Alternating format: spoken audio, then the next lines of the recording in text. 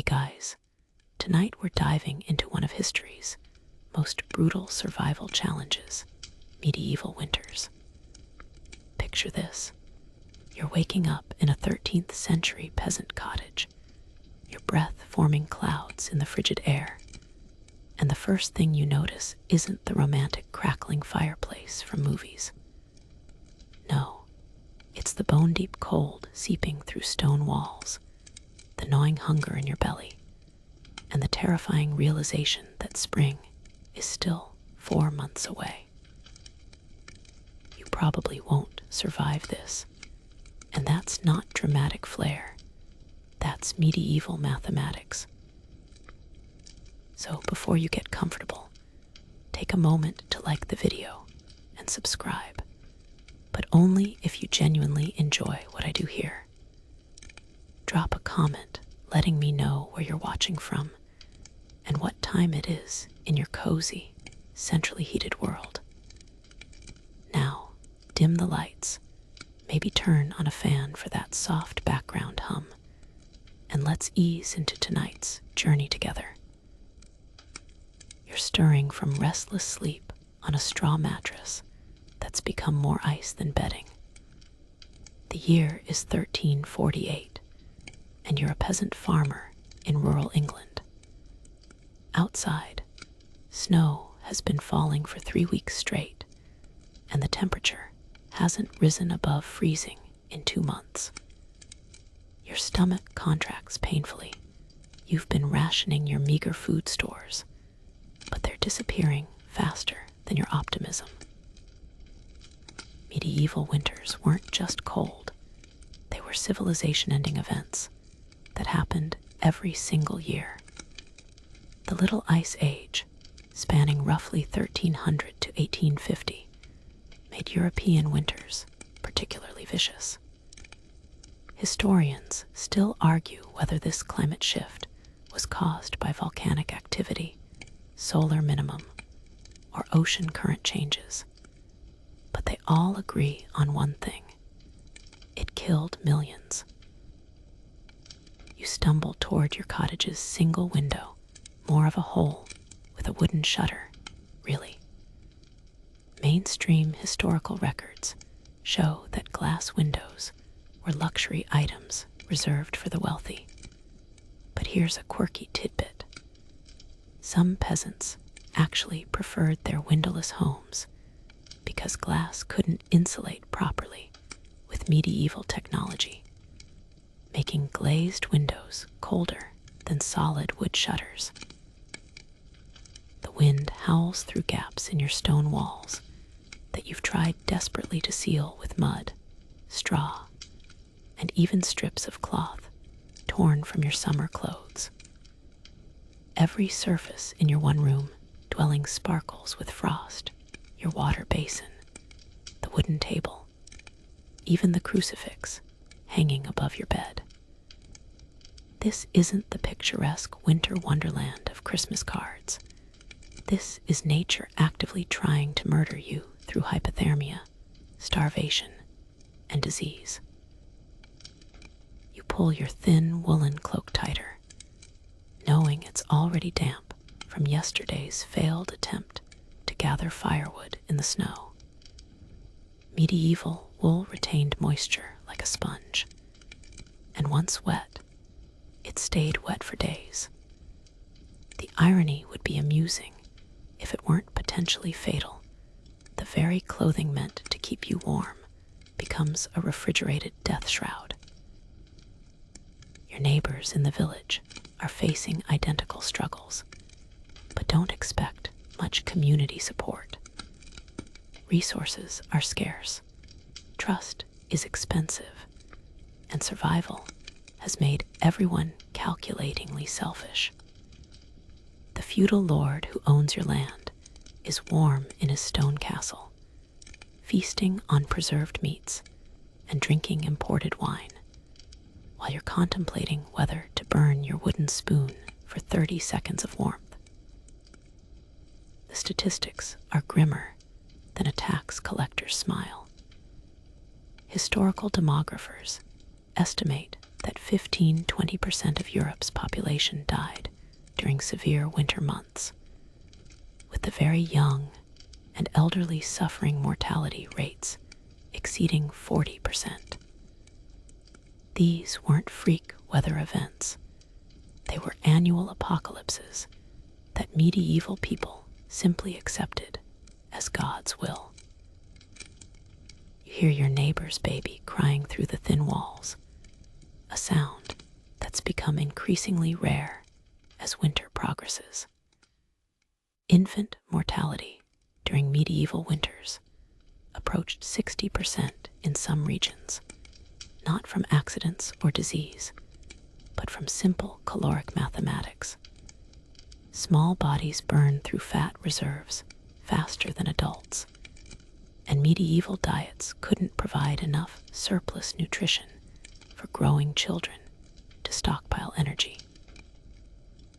Standing in your freezing cottage, you realize this is only December. 3 more months of this hell stretch ahead, and you're already running dangerously low on everything: food, fuel, hope, and time. Your survival depends on a complex equation of resource management, weather luck, and pure stubborn refusal to die. Most people failed this equation. The question isn't whether you'll suffer through this winter, it's whether you'll mathematically survive it. Your stomach growls with the ferocity of a castle siege engine, reminding you that breakfast doesn't exist in your vocabulary anymore, only the first small portion of daily calories. You shuffle to your food storage area, which optimistic medieval folks called a pantry, but realists might call the corner where hope goes to die. Medieval food preservation was part science, part prayer, and mostly disaster waiting to happen. Your grain stores, carefully rationed since harvest, should theoretically last until spring. But theoretically is doing heavy lifting here, like a peasant carrying water uphill in a bucket with holes. You've got barley, oats, and if you're particularly blessed, some rye, assuming the mice haven't thrown their own winter feast in your supplies. The mathematics of medieval starvation were brutally simple. An adult male needed roughly 2,500 calories daily to maintain basic functions, but winter food stores typically provided 1,215 calories on good days. Your body is essentially running a deficit budget that would make modern governments weep. Historians still argue whether medieval people were naturally smaller due to genetics or chronic malnutrition, but skeletal evidence strongly suggests the latter. You examine your precious salt-preserved pork, hanging in cloth bundles from the rafters. Salt was worth its weight in silver, literally.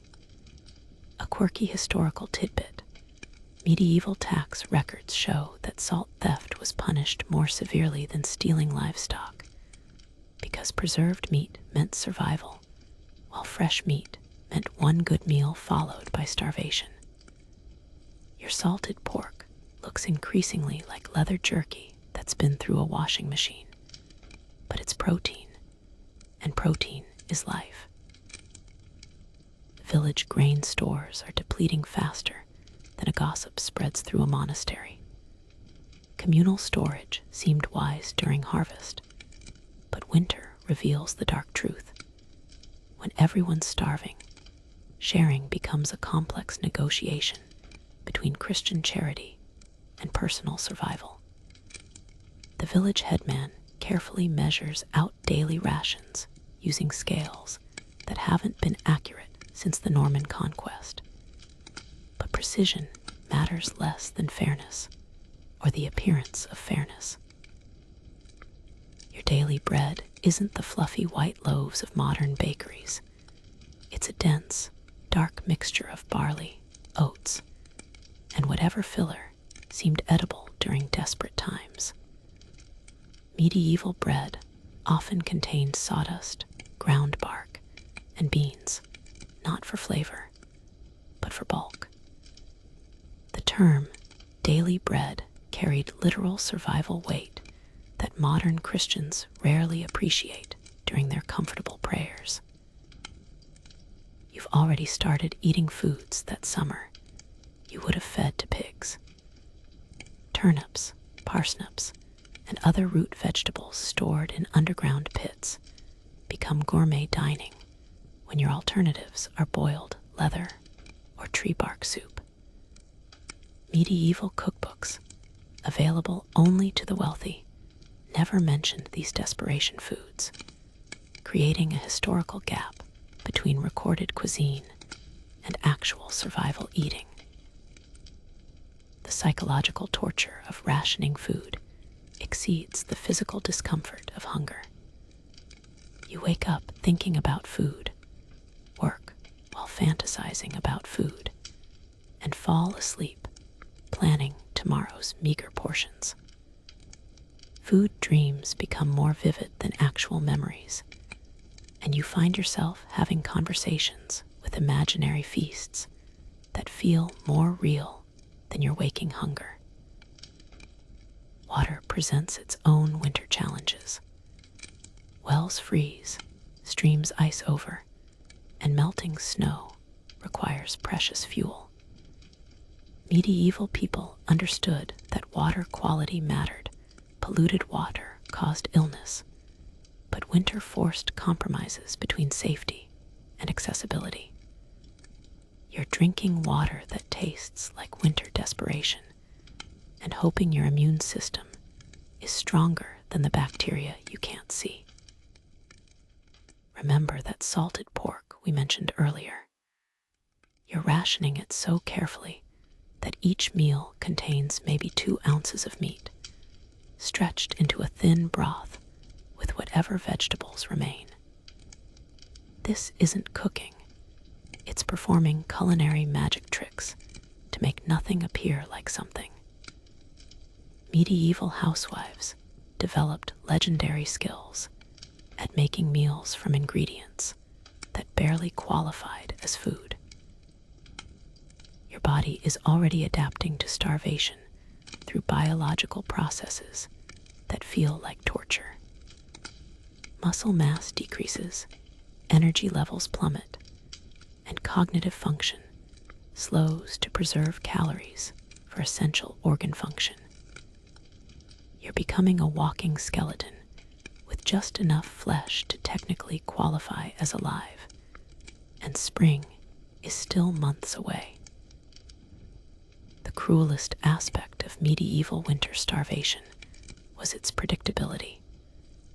Everyone knew food would run low, people would die, and survivors would emerge hollow-eyed and forever changed. Yet they couldn't prevent it, only endure it. You're not just hungry, you're participating in an annual ritual of civilization, flirting with collapse, one empty stomach at a time. Your cottage, if we're being generous with architectural terminology, has become an ice-lined tomb that you're sharing with various rodents, insects, and the lingering ghosts of your summer optimism. The walls, constructed from whatever stones the local lord allowed peasants to gather, leak cold air through gaps wide enough to slide a coin through. Medieval masonry was more art than science, and peasant homes were definitely not artistic masterpieces. The single room that constitutes your entire living space measures roughly 12 feet by 16 feet, about the size of a modern walk-in closet, except this closet is trying to kill you through hypothermia. Your bed, table, cooking area, storage space, and social life all coexist in this frozen rectangle. Privacy, was a luxury concept that wouldn't be invented for several centuries, assuming you survived to see it. Medieval heating technology consisted primarily of burned things and hope for the best.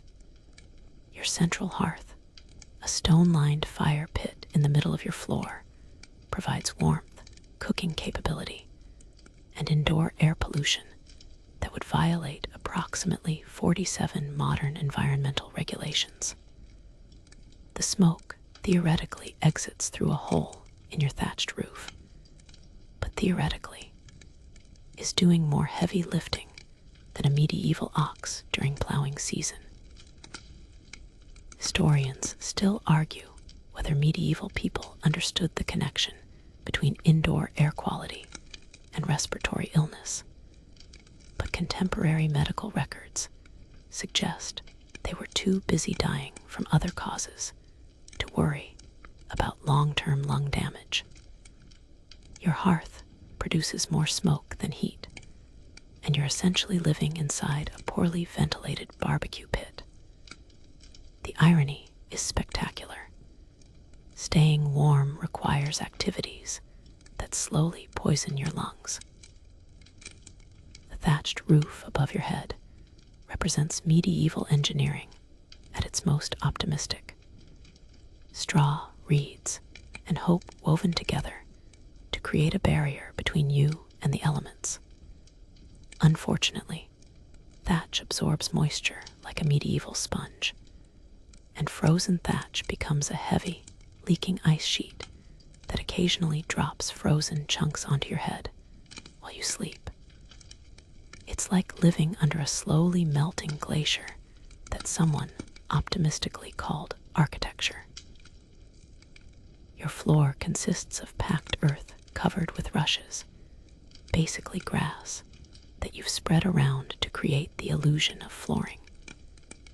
These rushes harbor fleas, lice, and various bacteria that modern science hasn't identified yet because they're too busy inventing diseases that won't exist until the Renaissance. Walking across your floor is like traversing a biological minefield where every step disturbs new varieties of medieval microorganisms. Here's a quirky historical tidbit. Wealthy medieval households changed their floor rushes seasonally, but peasants kept theirs until they literally decomposed into soil. Your floor covering hasn't been replaced since harvest time, meaning you're walking on fermented grass that's achieved the consistency of composted vegetation. It's organic, sustainable, and absolutely disgusting. The single window in your cottage, remember, glass was for rich people, can be covered with a wooden shutter that blocks light and provides minimal insulation, or left open to provide light while letting in enough cold air to freeze wine. Medieval window technology was basically hole in wall with optional covering, and you're constantly negotiating between visibility and hypothermia. Ventilation was simultaneously crucial and impossible. Fresh air prevented disease transmission, but open ventilation meant losing precious heat. You're living in an environment that's simultaneously too stuffy and too cold, like being trapped inside a freezing greenhouse filled with smoke and despair. Medieval architects clearly hadn't invented the concept of comfortable indoor climate. Your cottage shares walls with neighboring homes. Medieval urban planning prioritized efficiency over privacy or structural integrity. You can hear your neighbors coughing, arguing, praying, and dying through walls that are essentially stone-lined suggestions of boundaries. Community living wasn't a lifestyle choice. It was an economic necessity that turned privacy into a luxury that peasants couldn't afford. Storage space in your home consists of whatever you can hang from rafters, stuff under beds, or stack in corners without creating fire hazards near your hearth. Everything you own must fit into this frozen rectangle, including food supplies, tools, clothing, and religious items. Minimalism wasn't a spiritual choice. It was architectural requirement imposed by living in spaces smaller than modern bathroom suites. The psychological impact of winter home confinement was devastating. Imagine spending 4 months trapped in a cold, smoke-filled room with the same people, eating the same terrible food, and having no entertainment except watching your breath form clouds in the frigid air. Cabin fever was a literal medical condition centuries before anyone invented actual cabins, and your cottage was essentially a fever-inducing chamber designed by people who clearly hated comfort. Your last proper bath happened sometime around harvest season, and the word proper is carrying more weight than a medieval pack horse. Medieval hygiene wasn't just challenging, it was practically a death sentence wrapped in social customs that made cleanliness more dangerous than dirt. You're now participating in a winter-long experiment in human bacterial cultivation that would fascinate modern microbiologists and horrify modern health inspectors. Water for bathing requires heating, and heating water requires precious fuel that you need for cooking and not freezing to death. The mathematics are brutally simple. Every log burned for bath water is one less log keeping you alive. Medieval people understood this equation perfectly, which explains why Saturday night bath wasn't a weekly ritual, but a seasonal event celebrated with the enthusiasm modern people reserve for tax day. Your clothes haven't been washed since before the first frost, and they've achieved the consistency of wearable dirt. Medieval laundry required hauling water, heating water, scrubbing clothes against rocks, and hanging wet garments to dry, all impossible tasks when water freezes, fuel is scarce, and wet clothes become ice sculptures. You're wearing the same woolen tunic that's slowly evolving into its own ecosystem.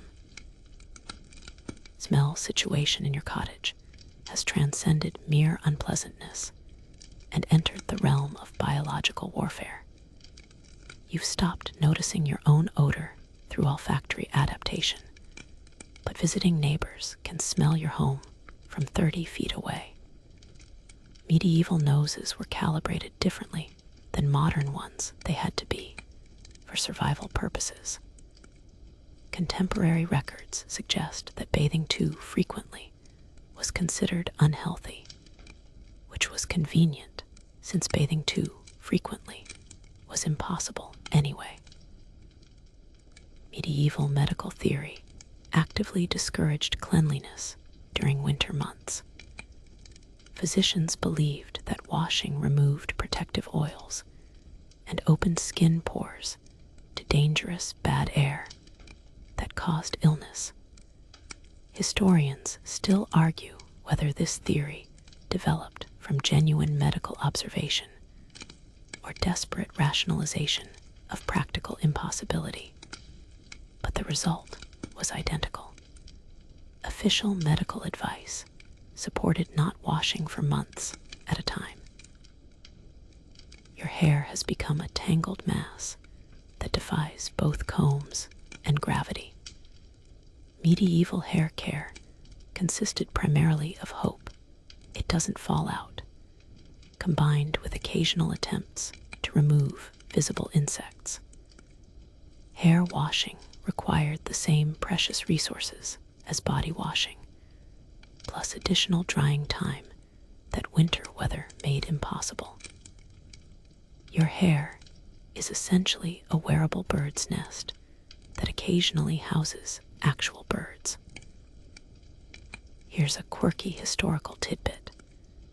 Medieval people used aromatic herbs to mask body odors, creating a fragrance combination that mixed unwashed human with crushed plants. Wealthy people could afford imported spices for this purpose, while peasants used whatever local herbs survived winter weather. You're essentially wearing a cologne made from dying weeds and desperate hope. Dental hygiene was theoretical at best and imaginary at worst. Medieval toothbrushes didn't exist.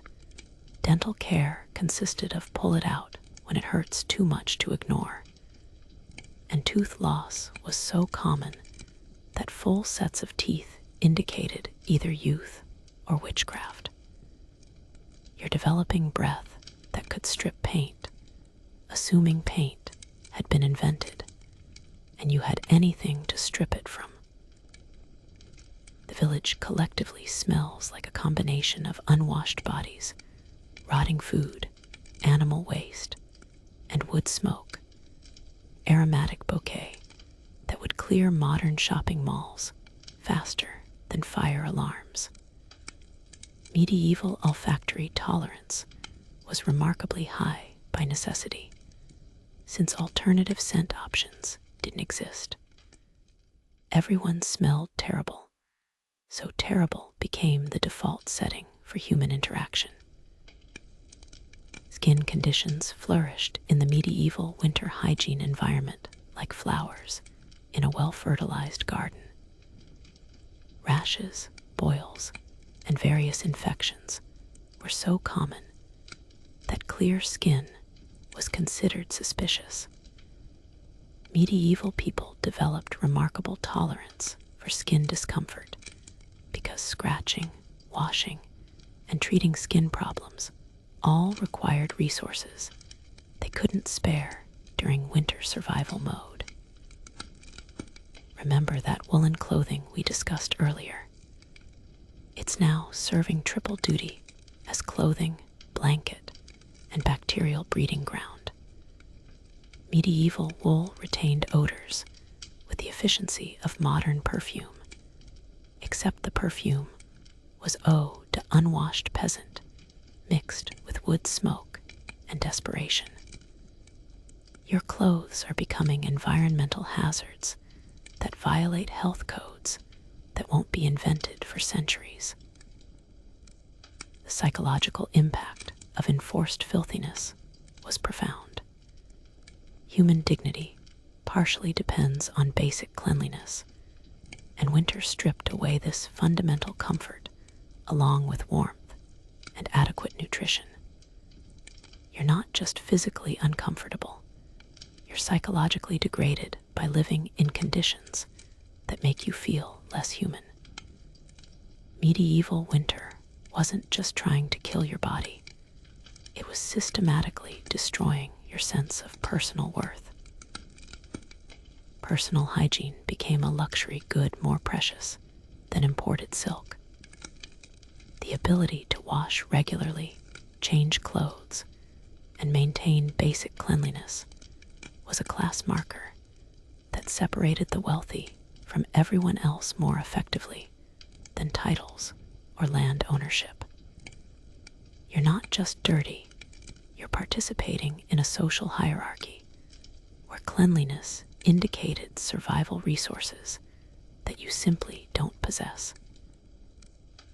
You wake up with a cough that sounds like a rusty gate swinging in winter wind, and you're about to discover that medieval medical care was basically a choose-your-own-adventure book, where every choice led to death, just through different scenic routes. The village physician, if your village is wealthy enough to have one, learned medicine from books written by people who learned medicine from other books.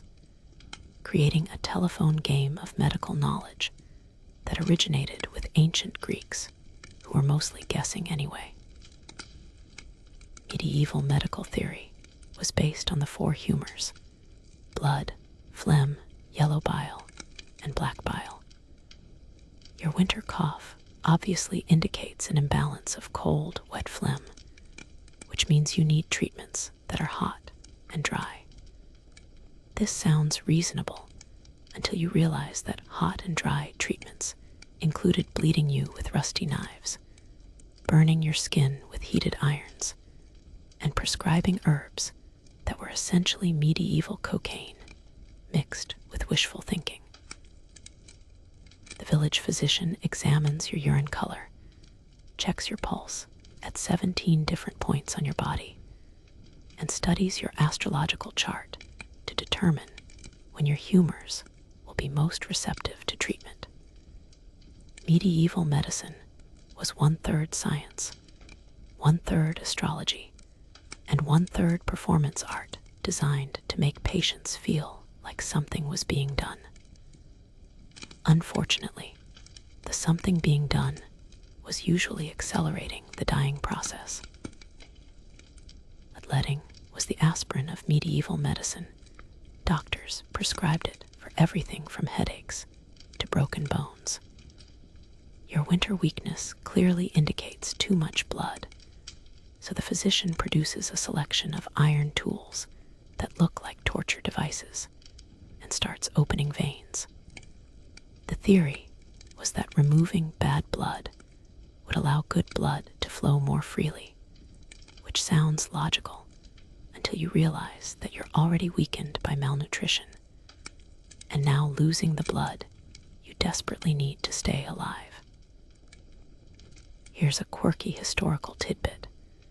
Medieval physicians sometimes used leeches for bloodletting because they were considered more precise than knives.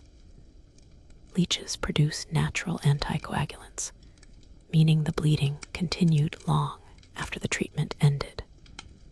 Patients often bled to death hours after the physician left, creating a medical system where the cure killed more people than the original illness. It was like Russian roulette, except all the chambers were loaded.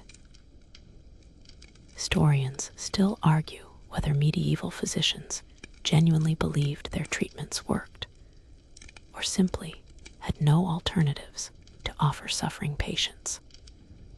Contemporary medical texts suggest sincere belief in humoral theory, but the rapid adoption of new treatments whenever they appeared indicates underlying doubt about existing methods. Your physician is either confidently incompetent or desperately improvising, and neither option improves your survival chances. Medieval pharmacology consisted of herbs, prayers, and substances that modern chemists would classify as accidentally poisonous. Your physician prescribes a mixture containing mercury, lead, powdered pearls, and unicorn horn, which was actually narwhal tusk, sold at prices that would make modern healthcare look affordable. You're essentially paying premium prices for medieval science fiction presented as medical fact.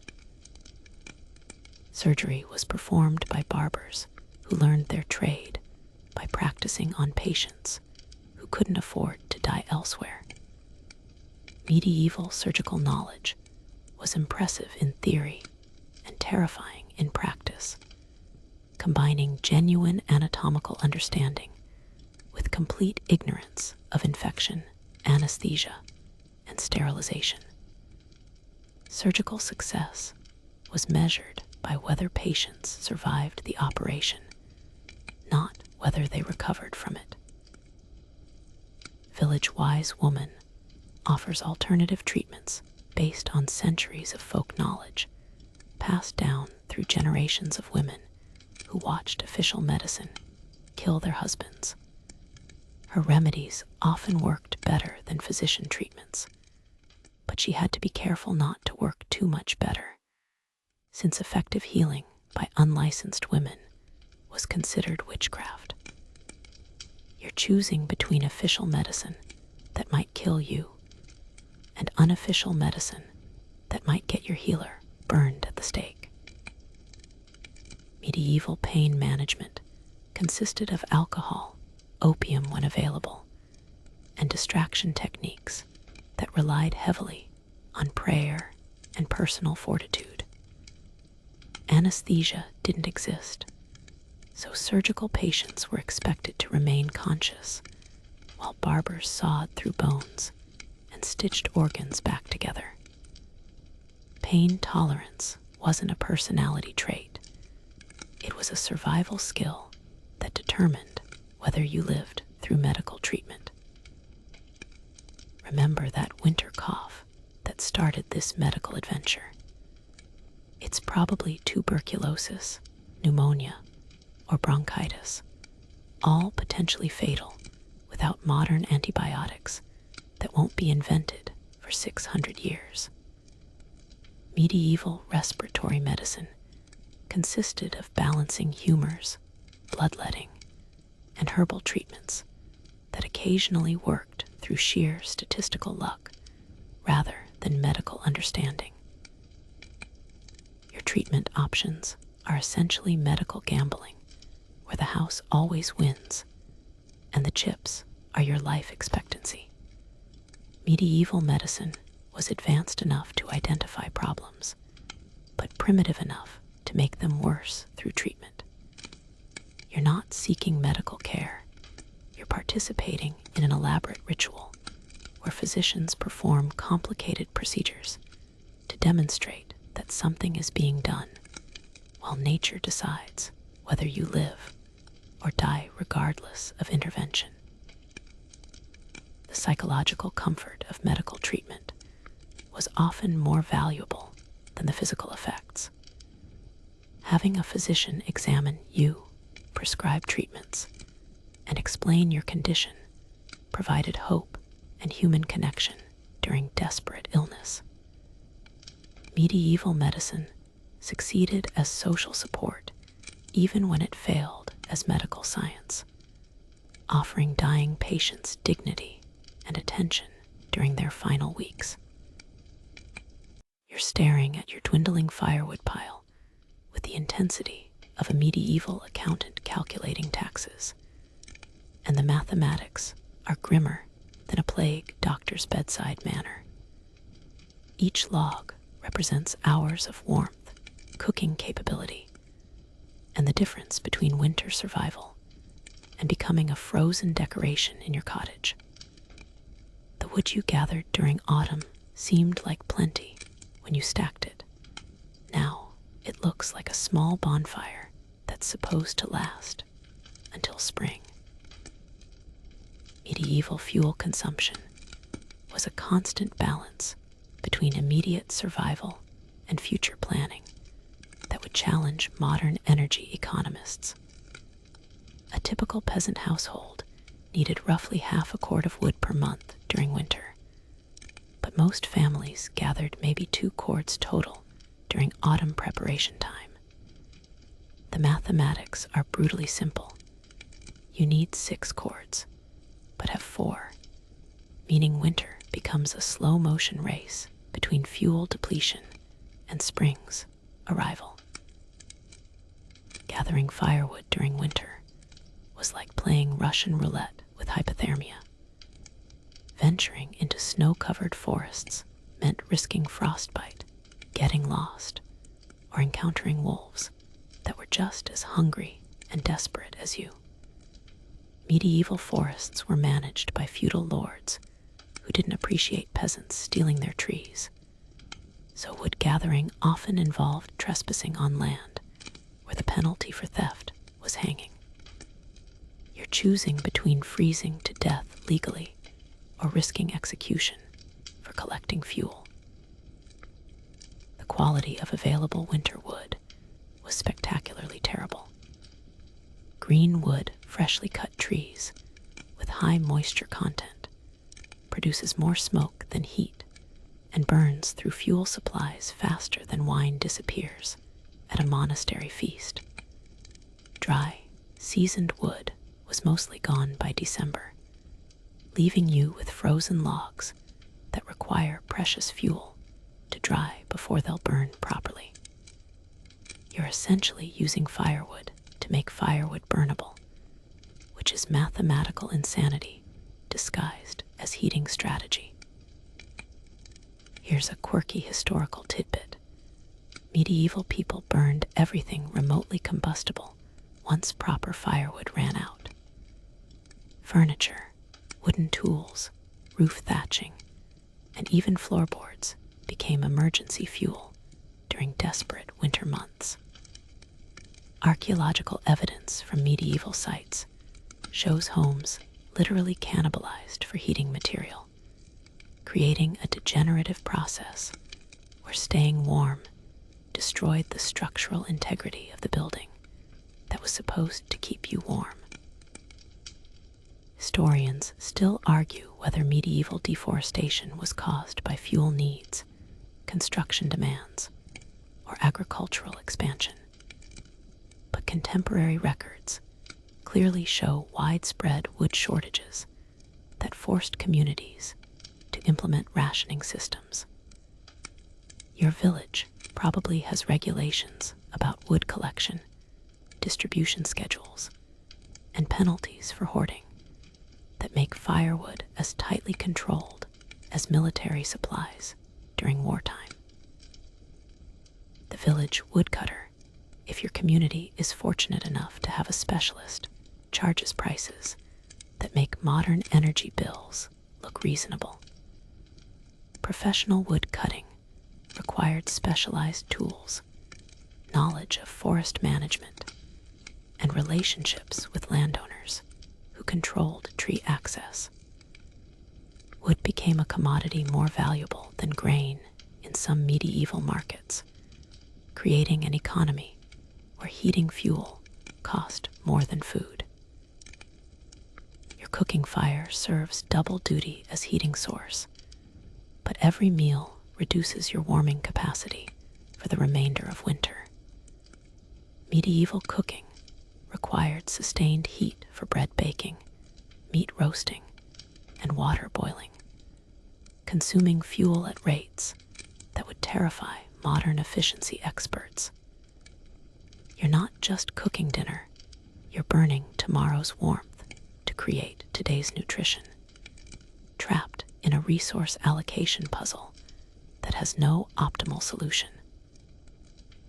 Fire maintenance became a full-time job that required constant attention and strategic planning.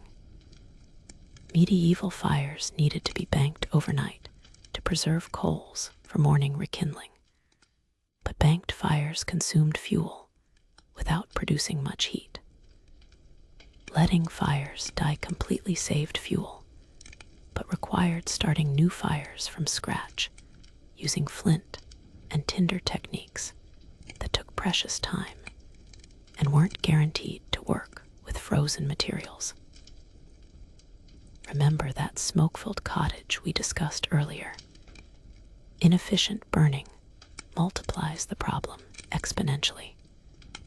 Poor quality wood combined with inadequate ventilation creates indoor air that's more smoke than oxygen, forcing you to choose between breathing comfortably and staying warm. Medieval homes were essentially chimneys with roofs, and you're living inside the combustion chamber. The psychological pressure of fuel management was crushing. Every spark that escaped the hearth, every moment the fire burned brighter than absolutely necessary, and every degree of unnecessary warmth represented irreplaceable resources disappearing forever. You're not just cold, you're watching your survival margin shrink with each flickering flame, knowing that miscalculation means death. Community wood sharing created complex social negotiations that determined survival hierarchies within villages. Families with large wood stores became neighborhood banks that could loan fuel in exchange for future labor, food, or other considerations. Wood debt was serious business that could determine social standing for generations, making fuel management a political activity that affected entire community relationships.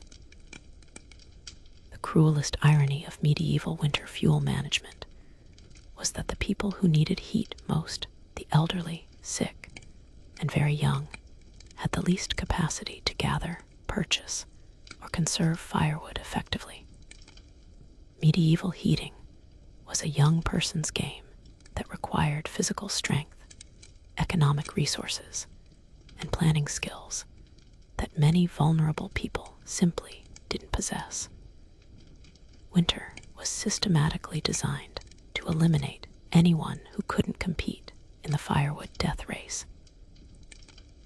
Your medieval wardrobe consists of exactly 3 outfits: the clothes you're wearing, the slightly cleaner clothes you save for church, and the summer clothes that are currently useless fabric taking up precious storage space. Medieval fashion was dictated by survival necessity rather than aesthetic choice, and your winter ensemble looks like it was designed by someone who fundamentally misunderstood the concept of staying warm while remaining alive. The foundation of your winter outfit is a linen undertunic that serves as base layer, underwear, and the primary barrier between your skin and the wool that's about to make your life miserable. Medieval linen was remarkably durable and naturally antibacterial, which was fortunate since you'll be wearing the same undergarment for months without washing. This linen tunic is probably the most hygienic part of your entire outfit, which says disturbing things about everything else you're wearing. Your main garment is a woolen tunic that represents medieval textile technology at its most optimistic. Medieval wool was coarse, scratchy, and retained moisture with the enthusiasm of a sponge designed by someone who hated dry clothing. Once your wool gets wet from snow, sweat, or indoor humidity, it stays wet for days, creating a personal refrigeration system that you're trapped inside. Wet wool is essentially wearable hypothermia that disguises itself as clothing. Medieval people understood layering in theory, but were limited by available materials and economic reality. Your outer layer is a woolen cloak that's supposed to repel water, but actually absorbs it while providing minimal wind protection. Medieval weather-resistant clothing was like medieval medicine. It sounded reasonable until you actually needed it to work. Your cloak is basically a wet blanket with pretensions of being outdoor gear. Here's a quirky historical tidbit.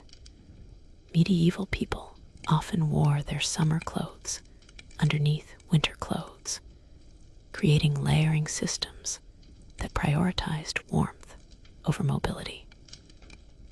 Archaeological evidence from preserved medieval clothing shows garments worn simultaneously that were never designed to work together, creating outfits that looked like fabric experiments conducted by someone who'd never heard of fashion. You're wearing every piece of clothing you own at the same time, resembling a walking textile storage closet more than a dressed human. Footwear was where medieval winter clothing achieved its most spectacular failures. Your shoes are leather slippers that provide about as much weather protection as tissue paper in a rainstorm. Medieval shoe technology focused on durability over insulation, creating footwear that lasted for years, while slowly freezing your feet to death. Waterproof boots wouldn't be invented for centuries, leaving you to navigate winter, whether in shoes designed for dry indoor use. Historians still argue whether medieval people understood the connection between wet feet and illness, but contemporary medical texts clearly linked cold extremities to various health problems. Unfortunately, understanding the problem didn't create solutions when shoe technology remained fundamentally inadequate for winter conditions. You know your feet are freezing. You know it's dangerous, and you're completely powerless to improve the situation. Medieval clothing repair was a constant necessity that required skills, materials, and time that winter weather made difficult to manage. Torn fabric meant potential heat loss, but sewing repairs required good lighting, nimble fingers, and thread that needed to be preserved for emergency use. Your clothes are slowly falling apart while you're wearing them, creating a degradation process that parallels your overall winter survival situation. The social aspects of medieval clothing were brutal during winter months. Your appearance indicated your social status, economic condition, and survival prospects to everyone who saw you. Worn, patched, or inadequate clothing marked you as someone who was losing the winter survival game, affecting everything from marriage prospects to business relationships. Bad clothing wasn't just uncomfortable. It was social suicide that could impact your family's community, standing for generations. Remember that woolen cloak we mentioned earlier. It's also your blanket, your pillow, your windbreak, and your privacy screen when nature calls. Medieval clothing was multifunctional by necessity, with individual garments serving purposes that modern people distribute among multiple specialized items. Your cloak is essentially Swiss Army knife made of fabric, except it's not particularly good at any of its intended functions. Color in medieval winter clothing was purely functional rather than decorative. Natural wool ranged from white to brown to black, depending on the sheep, and dyeing was expensive enough that most peasants wore whatever color their wool naturally provided. Your winter outfit is monochromatic earth tones that blend perfectly with mud, dirt, and despair, which is appropriate since those are the primary elements of your winter environment. The psychological impact of inadequate clothing was devastating to morale and self-image.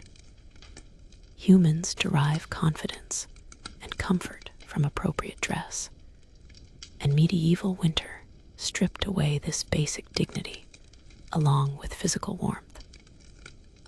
You're not just cold, you're humiliated by wearing clothes that make you look like a walking advertisement for poverty and desperation. Medieval clothing maintenance required constant vigilance and strategic decision-making. Every rip needed immediate attention. Every stain might become permanent, and every day of wear brought your garments closer to complete failure. You're not just wearing clothes, you're managing a collection of deteriorating fabric systems that determine whether you survive winter with your dignity intact or emerge as a scarecrow dressed in rags. Your world has shrunk to the flickering circle of light cast by your meager fire, and beyond that boundary lies an ocean of darkness that presses against your cottage like a living thing, trying to squeeze the life from your lungs. Medieval winter days lasted roughly 8 hours of weak, gray light that barely qualified as daylight, followed by 16 hours of darkness, so complete it makes modern people understand why our ancestors invented hell as a place of eternal blackness. The psychological impact of extended darkness was understood by medieval people who developed specific terms for winter madness that wouldn't be formally studied by medical science until the 20th century.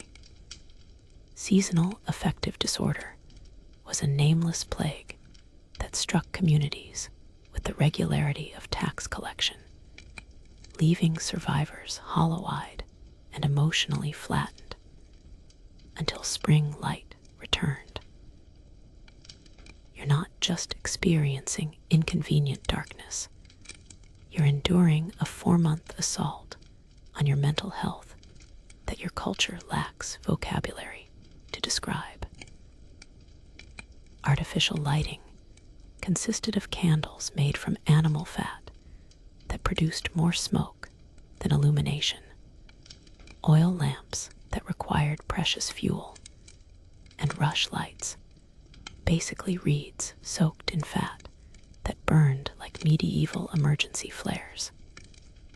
Each light source consumed resources you couldn't spare and provided illumination roughly equivalent to a modern smartphone flashlight.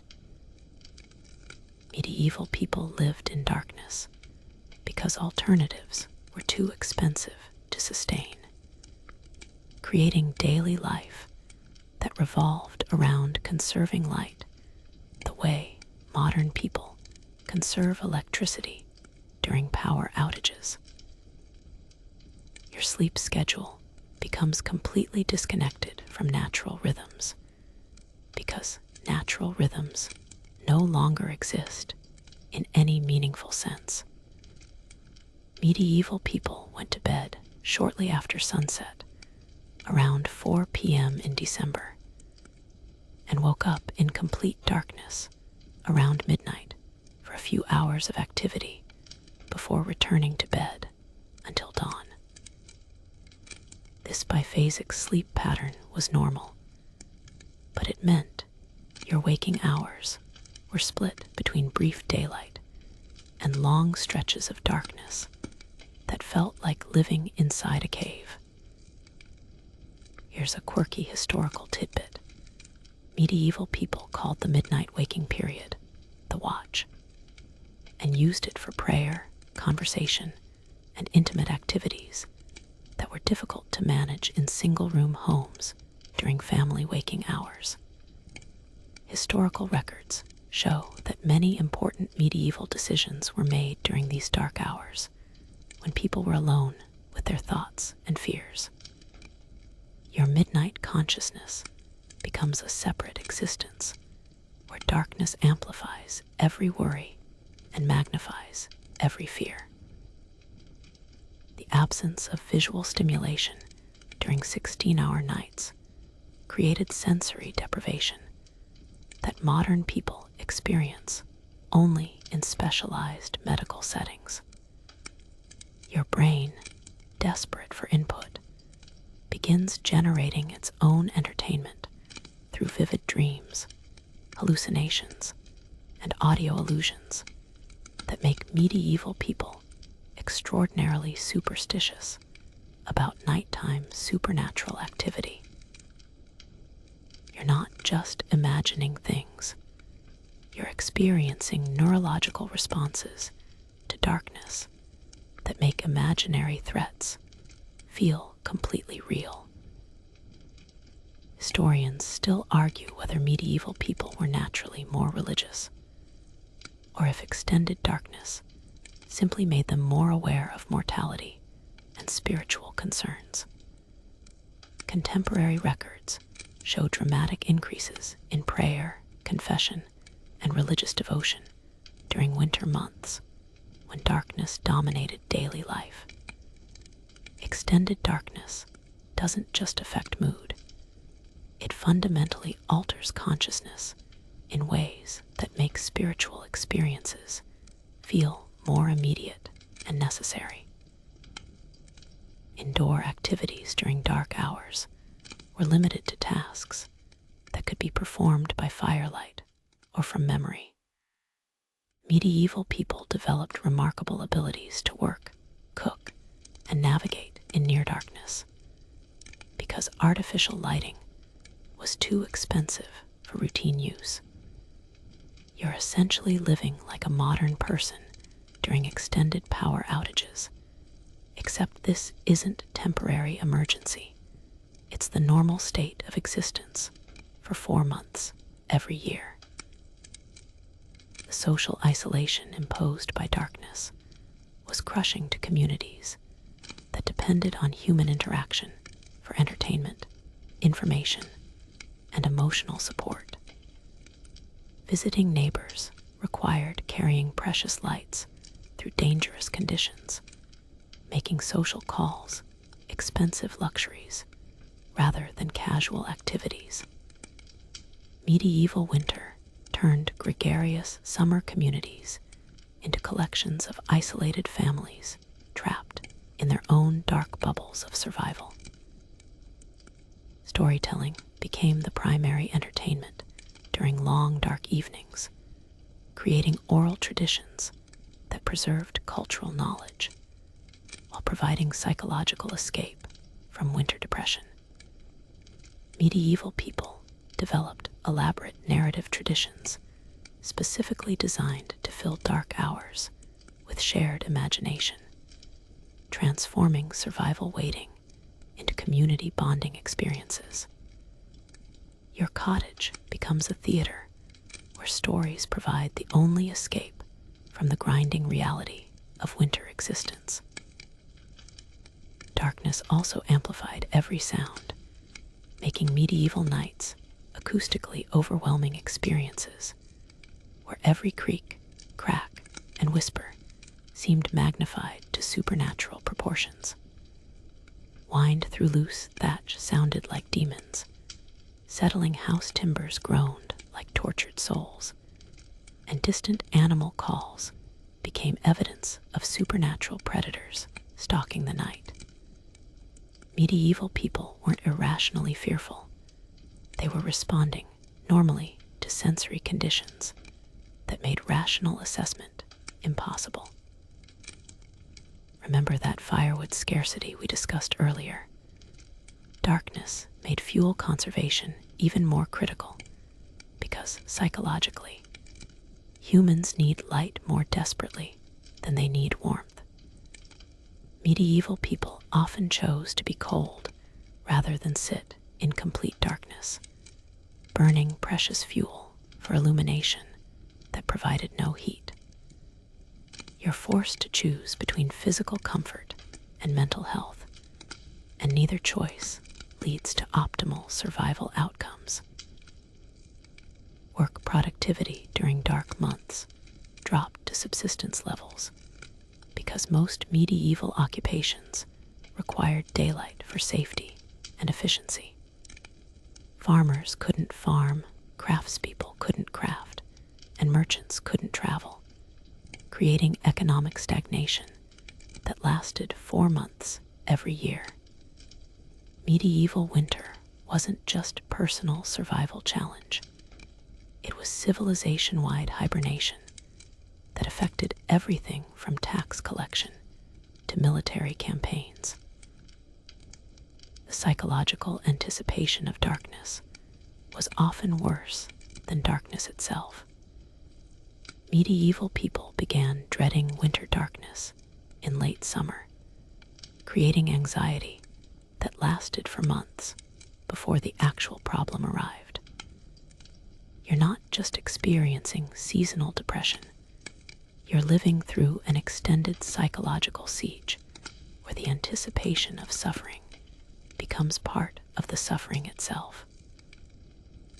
Your village has transformed from a cooperative farming community into a collection of suspicious strangers who watch each other's food supplies with the intensity of medieval tax collectors counting coins. Winter survival requires community cooperation, but winter scarcity makes cooperation mathematically impossible when resources are finite and needs are infinite. You're trapped in a social experiment where Christian charity competes with survival instinct, and survival instinct is winning with the ruthless efficiency of a plague spreading through a monastery. Medieval communities were bound together by complex networks of mutual obligation, shared labor, and religious duty that worked beautifully during times of abundance, but became deadly liabilities during winter scarcity.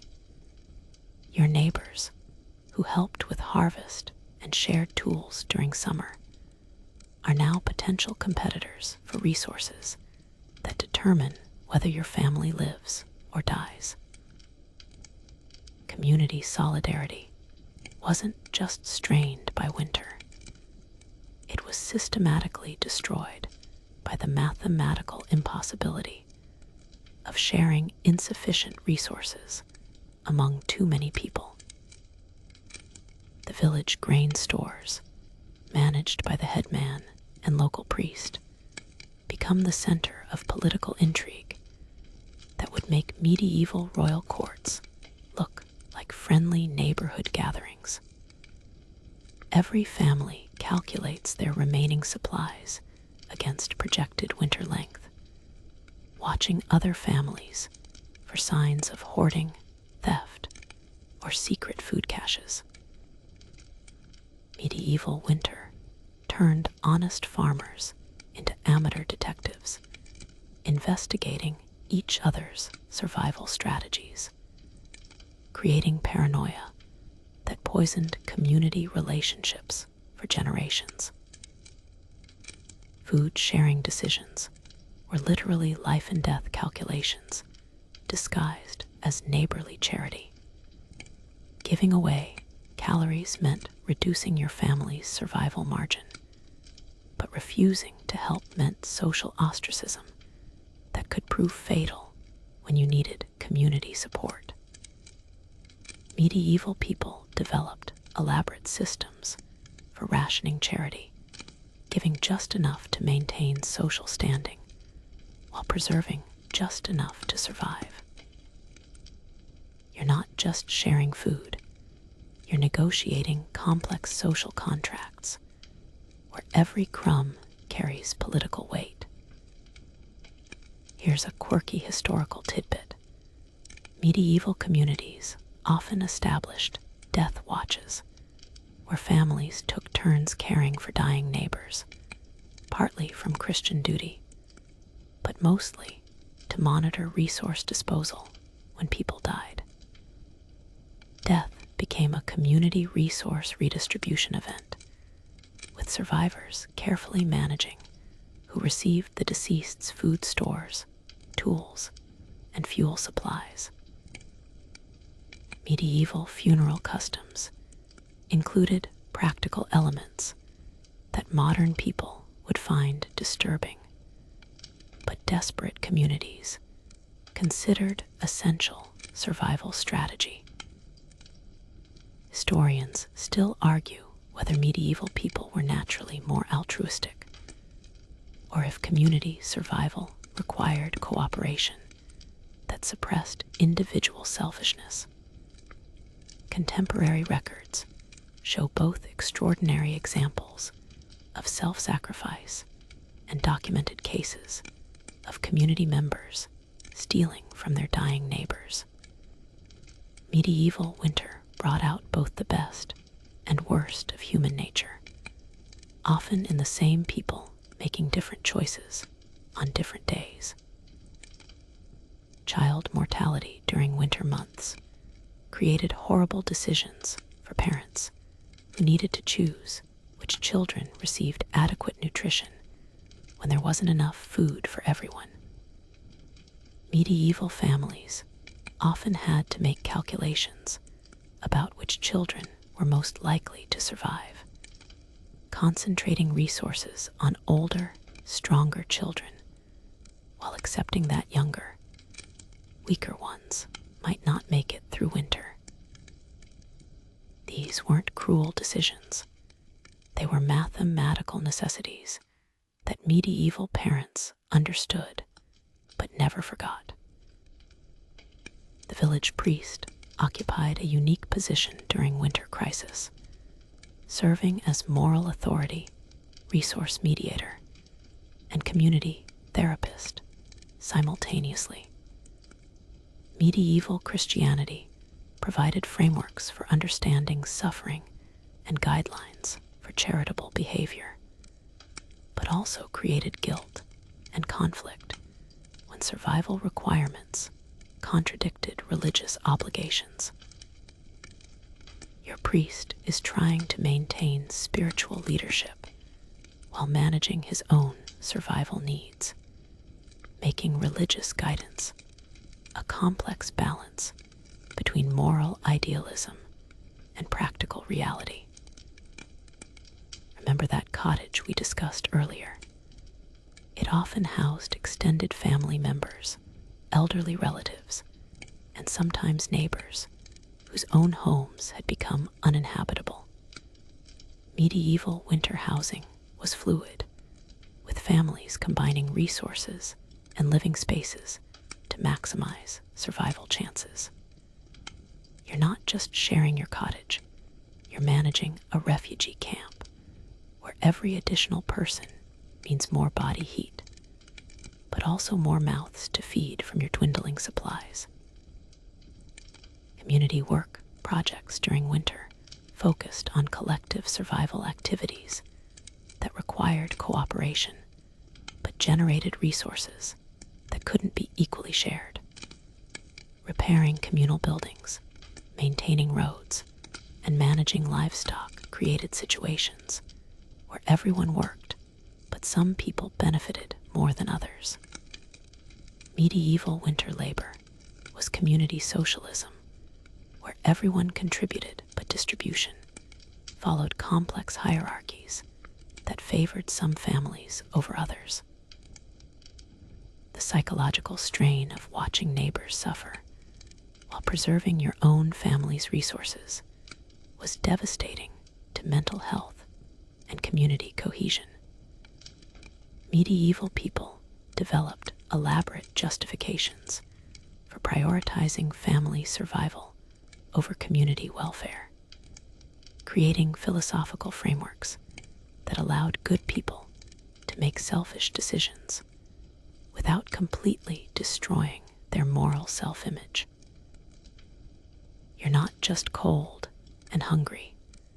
You're slowly becoming someone you wouldn't recognize during prosperous times. Violence during medieval winter was typically passive rather than active. People died from neglect, abandonment, and resource denial rather than direct attacks. Community members could eliminate competitors by simply failing to help during critical moments, allowing people to die from circumstances that collective action could prevent. Medieval winter murder was often a sin of omission rather than commission, making it easier to rationalize, but no less deadly in its effects. The spring reckoning after winter survival created long-term social consequences that affected communities for decades. Families remembered who helped and who didn't, who shared resources and who hoarded, who made sacrifices, and who protected themselves at others' expense.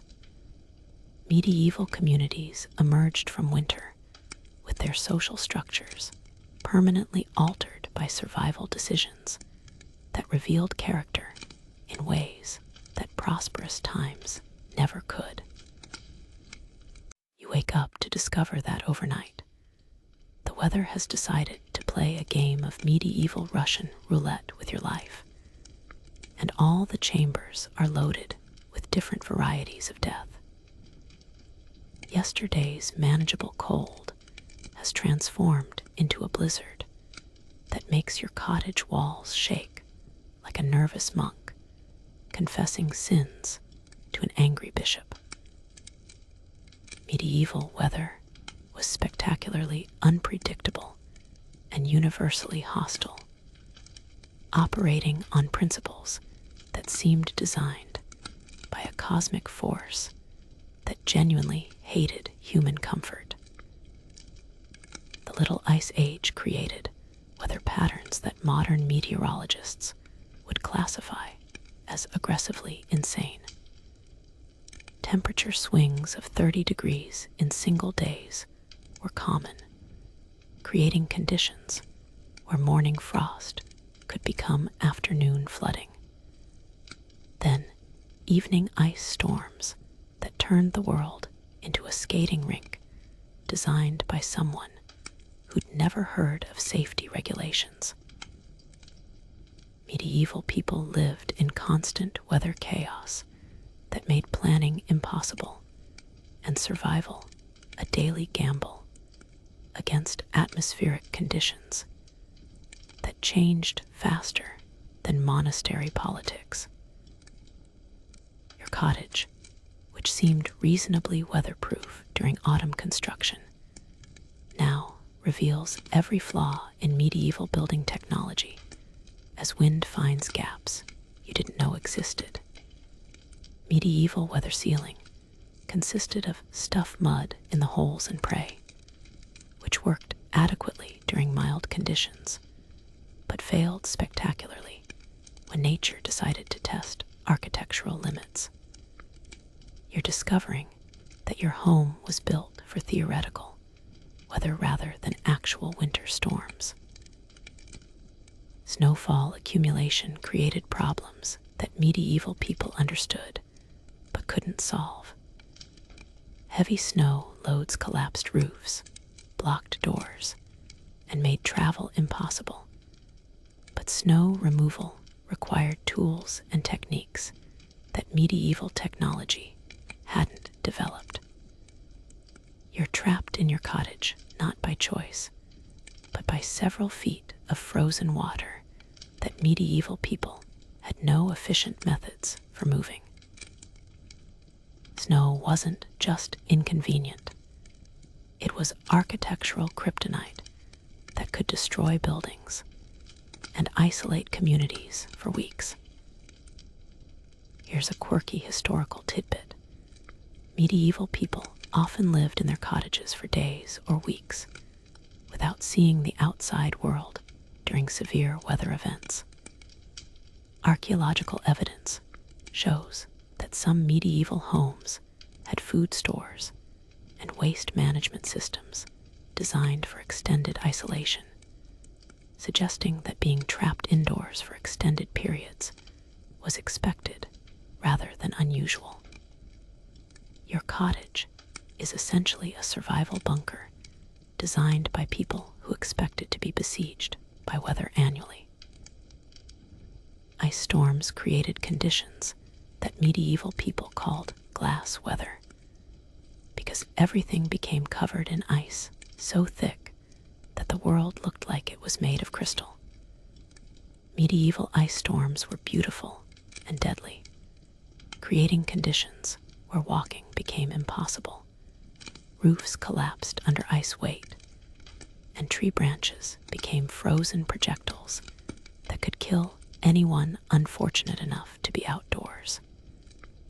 You're living through natural disasters that happen regularly but never become routine. Historians still argue whether medieval people were better adapted to extreme weather or simply had no choice but to endure conditions that would shut down modern civilization. Contemporary records show that medieval communities continued functioning during weather events that would trigger modern emergency declarations, suggesting either remarkable resilience or complete lack of alternatives. Your survival depends on tolerance for conditions that modern people experience only during natural disasters. Wind patterns during medieval winters were influenced by atmospheric conditions that created sustained gales lasting for days or weeks. Medieval buildings weren't designed to withstand prolonged high winds, creating structural damage that accumulated throughout winter months. Your cottage is slowly being dismantled by wind that treats medieval architecture like a house of cards in a hurricane, leaving you to perform emergency repairs during the storms that cause the damage. Temperature extremes during the Little Ice Age reached levels that modern people associate with Arctic exploration rather than normal winter weather. Medieval records document temperatures that froze wine, cracked stone walls, and killed livestock that were supposedly cold adapted. You're experiencing whether that pushes medieval survival technology beyond its design limits, creating conditions where normal preparation becomes inadequate. Remember that firewood shortage we discussed earlier. Extreme weather made fuel consumption unpredictable and fuel gathering impossible, creating situations where careful rationing became meaningless when storms demanded emergency heating. Medieval people could plan for normal winter weather, but couldn't prepare for extreme events that required double or triple normal fuel consumption. You're trapped in a resource management crisis that weather makes unsolvable. Flooding during medieval winter created unique problems when water froze inside homes, creating ice damage that was impossible to repair until spring thaw. Medieval people dealt with floods by evacuation, but winter floods meant choosing between drowning in your cottage or freezing to death outside. You're facing weather conditions that make all survival choices equally terrible, forcing decisions between different methods of dying rather than different strategies for living. The psychological impact of unpredictable extreme weather was devastating to mental health and community planning. Medieval people couldn't prepare for weather they couldn't predict, creating constant anxiety about conditions that could change without warning. You're not just cold, you're trapped in a psychological state where every day brings potential catastrophe that you can't prevent, predict, or adequately prepare for.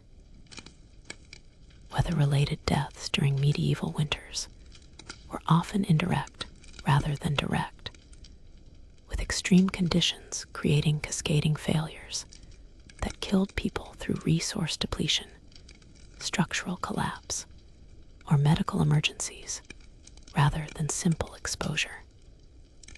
Medieval weather was a serial killer that used cold, wind, and precipitation as weapons in elaborate murder schemes that could take weeks to complete. You're not just surviving winter, you're being slowly stalked by atmospheric conditions that are actively trying to kill you through complex, multi-stage environmental warfare.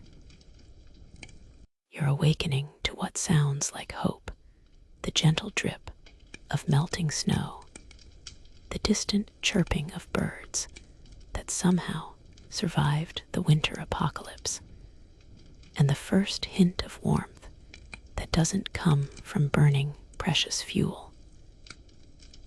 Spring seems to be announcing its arrival with all the subtlety of a medieval herald proclaiming good news. But medieval spring was nature's cruelest joke, a false dawn that promised salvation while delivering fresh varieties of death that winter hadn't thought to include in its repertoire. Medieval spring was a season of lies wrapped in beautiful packaging.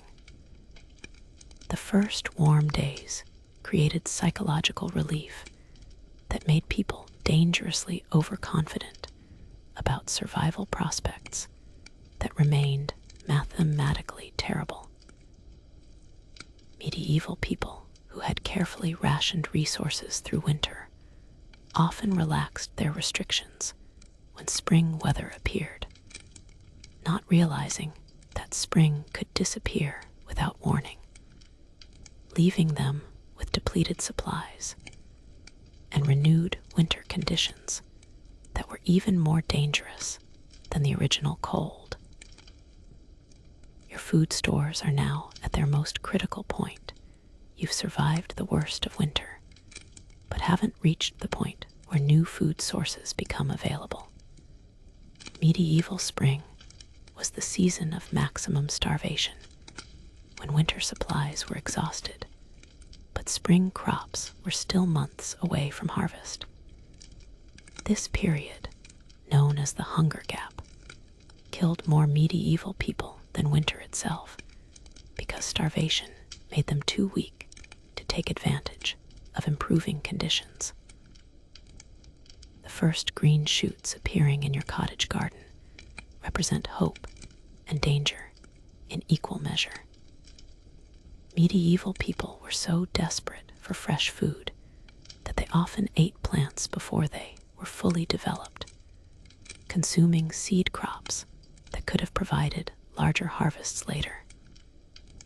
Spring created a psychological urgency that made people sabotage their own survival by prioritizing immediate relief over long-term planning. Here's a quirky historical tidbit. Medieval people often died of overeating when spring food became available after months of near starvation. Their digestive systems, adapted to minimal nutrition, couldn't process sudden increases in food intake, creating a condition called refeeding syndrome that modern medical science understands, but medieval people experienced as mysterious spring deaths. Spring abundance could kill starving people as effectively as winter scarcity. Historians still argue whether medieval people were naturally optimistic, or if hope was simply necessary for psychological survival during impossible conditions. Contemporary records show that medieval communities made elaborate spring plans based on weather conditions that might change without warning, suggesting either remarkable faith in the future or complete inability to accept the reality of their situation.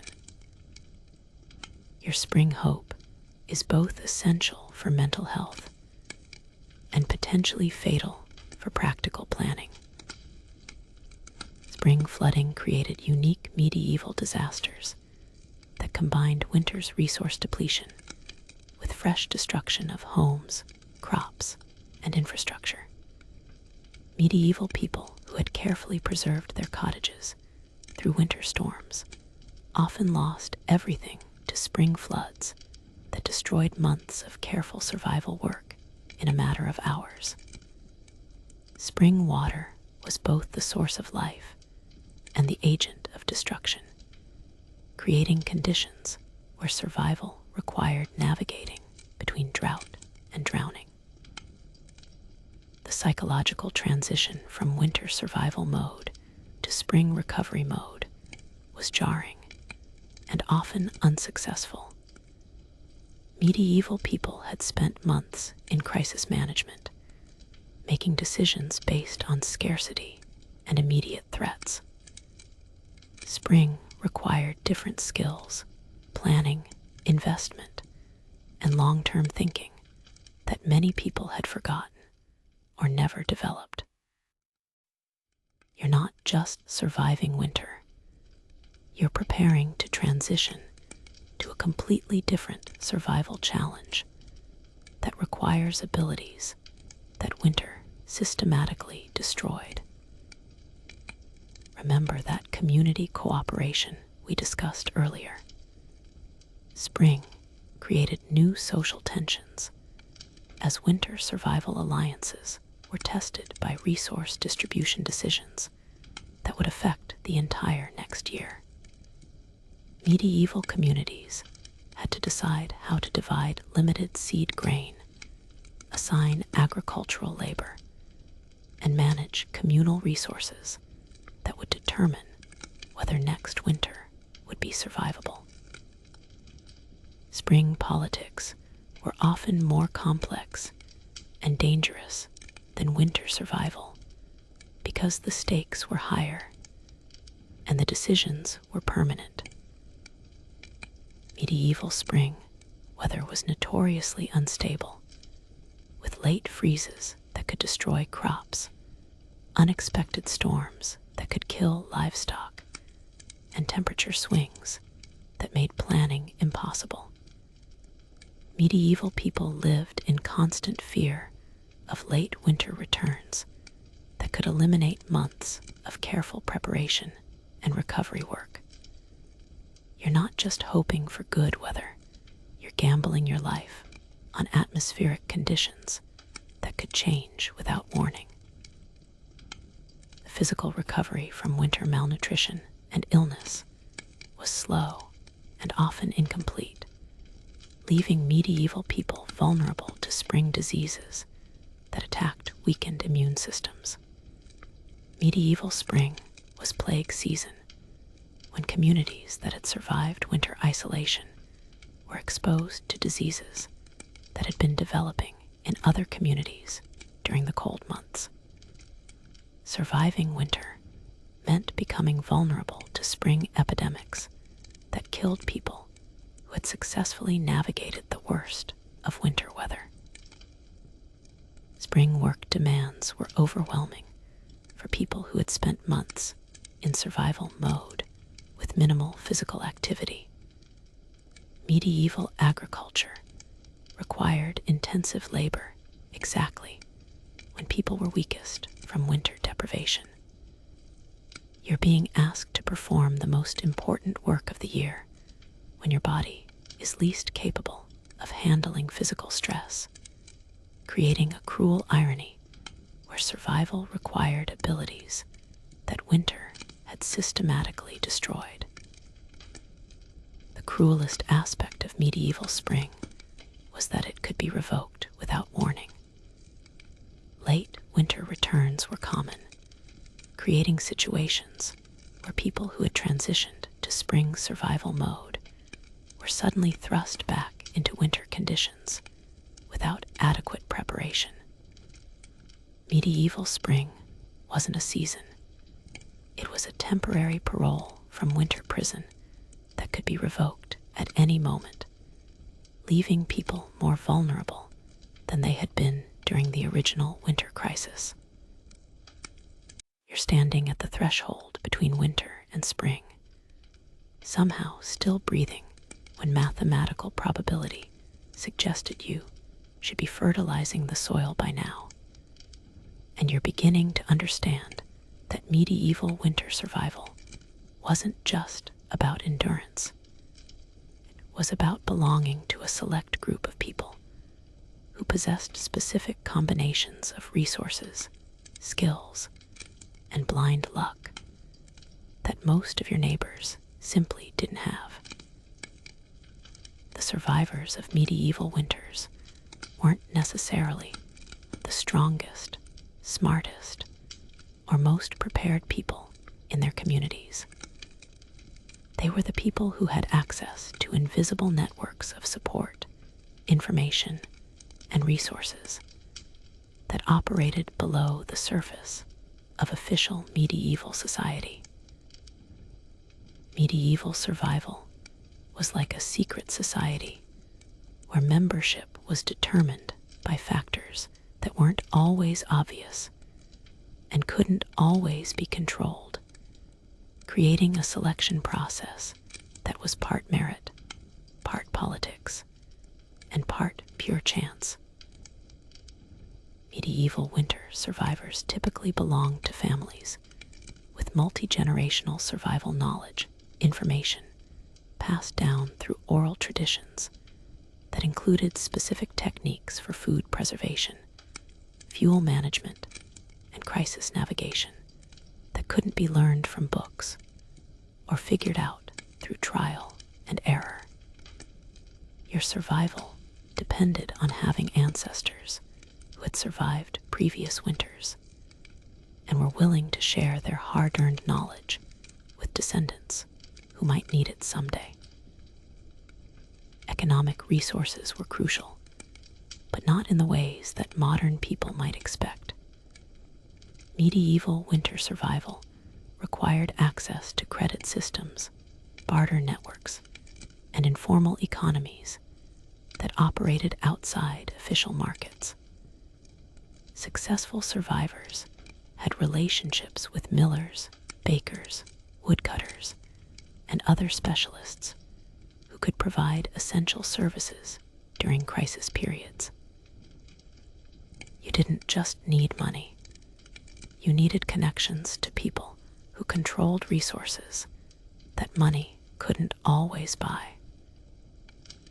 Here's a quirky historical tidbit.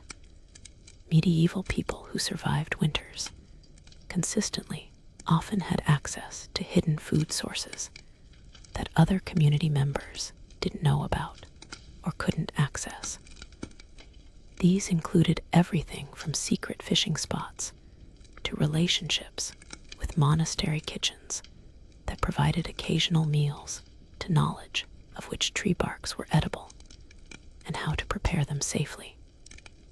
Medieval survival often depended on knowing things that weren't common knowledge. Geographic location within communities was more important than modern people realize.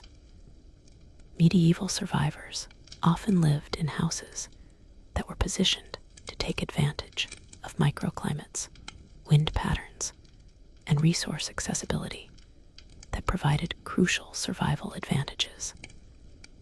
The difference between surviving and dying could be as simple as living on the south side of a village where houses received more solar heating, or being located near a reliable water source that didn't freeze completely. Historians still argue whether medieval people were consciously aware of the factors that determined survival, or if successful families simply passed down effective practices without understanding why they worked.